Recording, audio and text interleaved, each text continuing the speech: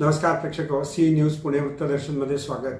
पुण्यातील लोकमान्य नगर याचा पुनर्विकास करण्याकरता नागरिकांना अडचणींना सामोरं जावं लागतंय असं लोकमान्य नगर बचाव कृती समितीच्या वतीने सांगण्यात आलं आणि त्याचाच एक भाग म्हणून त्या भागातले आमदार श्री रासने यांच्या कार्यालयावरती आज त्यांनी आंदोलन केलं। तुम्हाला एक सांगतो की पुणे लोकमान्य नगर जे आहे ते पुणे लोकमान्य नगर ही म्हाडाची वसाहत आहे आणि त्या म्हाडाच्या वसाहतीमध्ये 2009 ते 10 पासून हे पुनर्विकासाचं काम चालू आहे।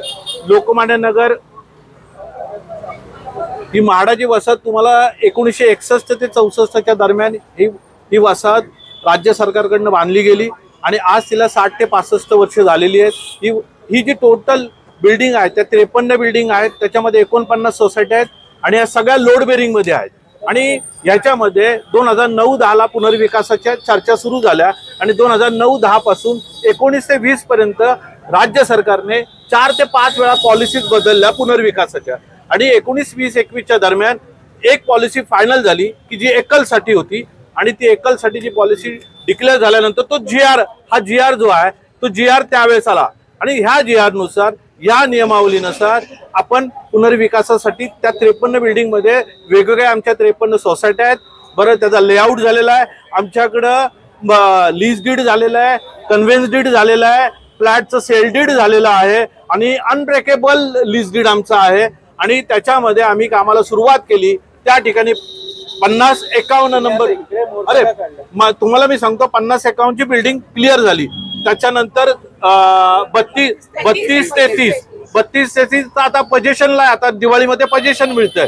त्याच्यामध्ये 36, 37 आणि 39 त्याच्यामध्ये 40, 41, 42, 43, 44, 45 ह्या बिल्डिंगचा ऑलरेडी म्हाडाने एनओसी घेतलेली आहे आणि हे सगळं झालेलं आहे। आता कॉर्पोरेशनला काही सोसायटीचे प्लॅन सँक्शन आहेत, 20 ते 25 सोसायट्यांना अप्रुव्हल म्हाडाने दिलेला आहे आणि अशा परिस्थितीमध्ये हा माननीय जे आमदार हेमंत रासने आहेत त्या हेमंत रासनेंनी मुख्यमंत्र्यांना एक पत्र दिलं आणि एकत्रीकरणाचा प्रस्ताव दिला, म्हणजे जे क्लस्टर एक आहे त्या करण्याचा प्रस्ताव दिला आणि त्या पत्रावर आमदारांच्या माननीय मुख्यमंत्र्यांनी तात्पुरती स्थगिती दिली पुढील आदेशापर्यंत। ज्या दिवशी तात्पुरती स्थगिती दिली त्या दिवशीपासून आजपर्यंत मला वाटतं तो मे महिन्याचा विषय नाही, मे महिन्यामध्ये ती जी स्थगिती आहे मे महिन्यानंतर आतापर्यंत 2 वेळा मुख्यमंत्र्यांना निवेदनं दिलेली आहेत, त्याच्यामध्ये निदर्शनं झालेली आहेत, त्याच्यामध्ये म्हाडा पुणे विभागाचे अध्यक्ष साकोरे यांना पत्र दिलेले आहेत। म्हाडाची वसाहत असणारा प्रकल्प आहे त्याच्यात 23 जुलै 2025 साली शासनाने संपूर्ण राज्याकरताचं एक धोरण केलेलं आहे। त्या धोरणाची पॉलिसी आपल्याला मिळाली असेल, सर्वोच्च न्यायालयाचा एक निकाल आहे तो सुद्धा आपण तपासू शकता। त्यात सर्वोच्च न्यायालयाने या विषयातल्या डेव्हलपमेंट विषयी काही भूमिका ह्या स्पष्ट केलेल्या आहेत, त्या आपण आधी समजून घेतल्या पाहिजेत। त्याचबरोबर आत्ता आपल्याला जे अपेक्षित आहे लोकमान्य नगर हा प्रकल्प अतिशय सुंदर व्हावा ह्या भूमिकेतनं मी ती भूमिका मांडलेली। तो म्हाडाची वसाहत असणारा जसं खडक पोलीस वसाहत ही PWDची आहे, ही सुद्धा म्हाडाची वसाहत आहे। ही 61 साली निर्माण झाली होती, 61 ते 66 मध्ये। आज जवळजवळ त्याला 60 वर्ष झालेली आहेत। तिथं रिडेव्हलपमेंटची आवश्यकता आहे। त्या ठिकाणी मी दर शुक्रवारी बसत असताना त्या ठिकाणचे काही प्रश्न माझ्या समोर आले। तिथल्या पाण्याचा प्रश्न होता, तिथल्या मोटार खराब झालेल्या होत्या, तिथं विजेचा प्रॉब्लेम होता। 7 लाख रुपये मी माझ्या जवळचे खर्च करून तिथला प्रश्न लावला। त्याच्यानंतर जगतापांना बोलवून त्या ठिकाणी स्वतंत्र पाईपलाईन देण्याचा प्रश्न मी केला। त्यानंतर तिथल्या अडचणी समजल्यानंतर ह्या इन्फ्रास्ट्रक्चर जर चांगल्या पद्धतीचे असायला हवे असतील तर तो एकात्मिक विकास आराखडा व्हायला पाहिजे ह्या भूमिकेला मी आलो आणि त्यानंतर ती भूमिका मी शासन दरबारी ठेवली।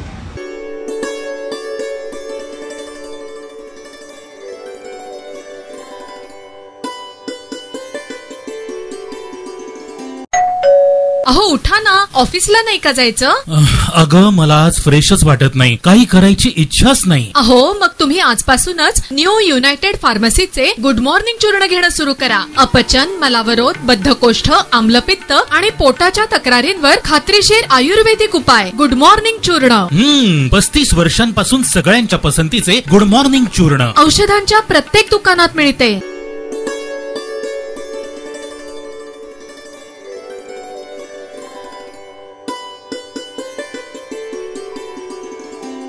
अखिल भारतीय काँग्रेस पक्षाचे महाराष्ट्राचे अध्यक्ष हर्षवर्धन सपकाळ यांनी आज पत्रकारांची वार्तालापाचा कार्यक्रम केला. देशामध्ये सध्या अराजकतेचं वातावरण आहे असं स्पष्ट प्रतिपादन करताना मतचोरीविषयी त्यांनी त्यांचं मतही प्रदर्शित केलं. वोट चोरीच्या संदर्भामध्ये आता आरोप पातळीवर हा कुठलाही विषय राहिलेला नाही. आता फॅक्च्युअल जी पोझिशन आहे म्हणजे डाटा, इलेक्शन कमिशनच्या डाटाच्याच अनुषंगानं ही लढाई आम्ही लढतोय. त्यामुळे वोट चोरी झालेली आहे का, तर मी आपल्याला सांगितल्यानुसार महाराष्ट्रामध्ये लोकसभेच्या निवडणुकीनंतर जर स्थानिक स्वराज्य संस्थांच्या मतदार यादीपर्यंत जर 1,14,71,000 पर्यंत मतदान जर वाढत असेल तर ही चोरी झालेलीच आहे. आता ही सिद्ध करा हा आमच्यावरचा जो असणारा सत्ताधाऱ्यांचा जो ठेका आहे, या अनुषंगानं जे गुन्हे दाखल झालेले आहेत म्हणजे वोट चोरी झालेली आहे का, तर महाराष्ट्रामध्ये झालेली आहे. त्याचा काय पुरावा आहे, काय प्रमाण आहे, तर राजोरा मतदारसंघामध्ये वोट चोरी झालेली आहे, चुकीचे वोट नोंदवलेले आहेत, चुकीच्या पद्धतीने नोंदवलेले आहेत, त्यांनी मतदान केलेलं आहे. यासाठी स्वतः निवडणूक निर्णय अधिकाऱ्यांनी, एसडीओनी पोलीस स्टेशनमध्ये कंप्लेंट दिली आणि पोलीस स्टेशनमध्ये गुन्हा दाखल झाला. राज्य कोणाचं आहे, महायुतीचं आहे. गृहमंत्री कोण आहे, तर मुख्यमंत्री आहे. मुख्यमंत्र्याच्या विभागाने जर चोरी झाली म्हणून एफआयआर दर्ज करून घेतला तर आता वेगळं संदर्भ आणि वेगळं उदाहरण देण्याची आवश्यकता नाही. त्यामुळे वोट चोरी ही झालेली आहे.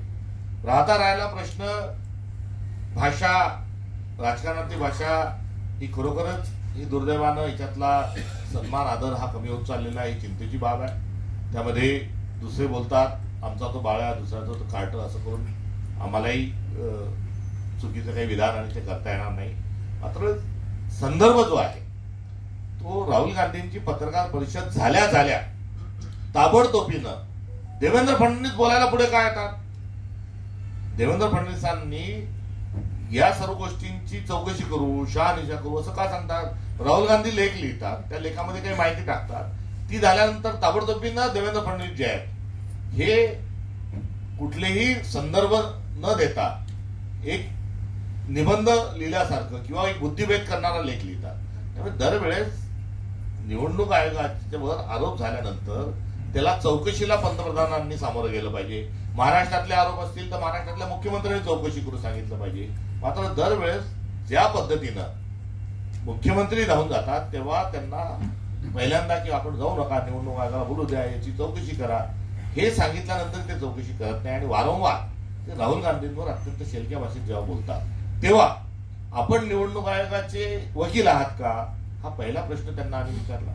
दुसरा प्रश्न विचारला की तुम्ही ते बोलायच्या आधीच आपण बोलता आम्ही हे भाजपवर आरोप केलेले नाही, हे निवडणूक आयोगावर केलेले आहे आणि त्याचा संदर्भ आधार हा आहे. या कागदाच्या आधारावर आपण असं बोलणं उचित नाही. आपण त्याची चौकशी करा. आपण त्याचा प्रतिकार करत असताना आपण त्याची वकिली करू नका. त्यानंतर वोट चोरी जेव्हा सिद्ध होते आणि ते पुन्हा येतात तेव्हा आपण निवडणूक आयोगाचे दलाल आहात का.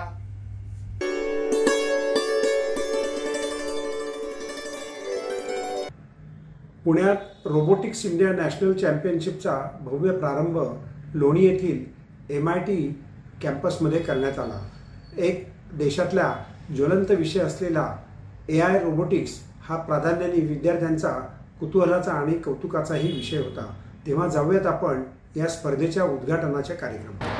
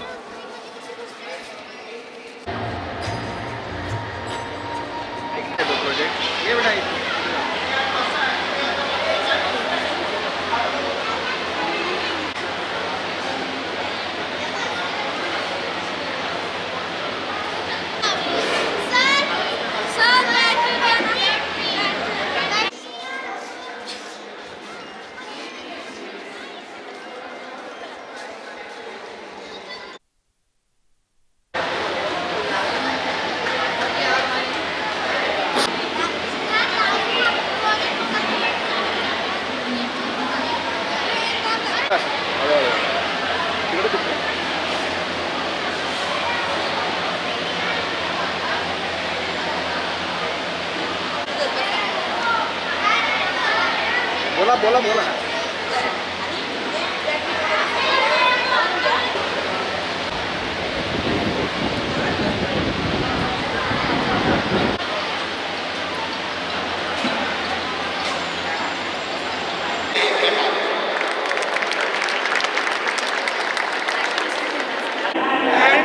The new skills we acquire.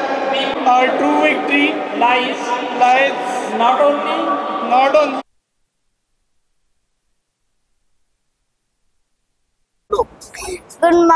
Good morning uncle, मेरा नाम है श्लोक और मैं वीटीपी पूरनचिल से आया हूँ और मेरा टीम का नाम है रोवर सेपियंस. मेरे सर ने तैयार किया है. क्या खासियत क्या उसमें बैटरी है, व्हील्स है, IR सेंसर है, बटन्स है और स्विच है और सेंसर भी है, कास्टर व्हील भी है और व्हील्स है और मोटर्स भी है, वायर्स भी है. कैसा लगता है आपको इधर आने के बाद? और अच्छा लगता है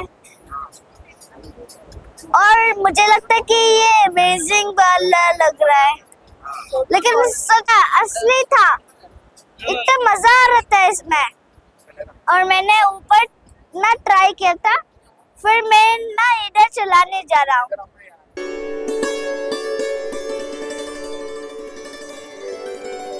नमस्कार प्रेक्षको, सी न्यूज पुणे वृत्तदर्शनमध्ये आपलं स्वागत.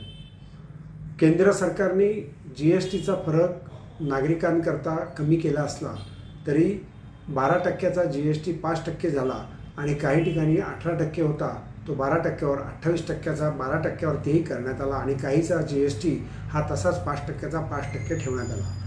पण पेस्ट असेल, शॅम्पू असतील याच्यावरचा GST त्यांनी कमी केला, साबणावरचा कमी केला.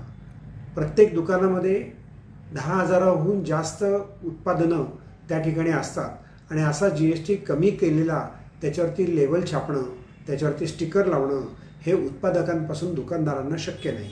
आणि नेमका याचाच फायदा घेऊन पुण्यामध्ये जर काही दुकानदारांना त्रास झाला तर त्याची जबाबदारी कोण घेणार? कारण नागरिक वाद घालतील आणि त्या वाद घालण्यामध्ये नागरिकांना जर नक्की माहिती नसेल की कशावरचा GST कमी झाला आणि कशावरचा GST तसाच राहिला आहे तर मात्र संभ्रमाचं वातावरण निर्माण होईल. याकरता पोलीस प्रशासन, जिल्हाधिकारी यांनी जनतेचं प्रबोधनही करणं आवश्यक आहे असं आम्हाला वाटतं. पाहत रहा सी न्यूज पुणे वृत्तदर्शन.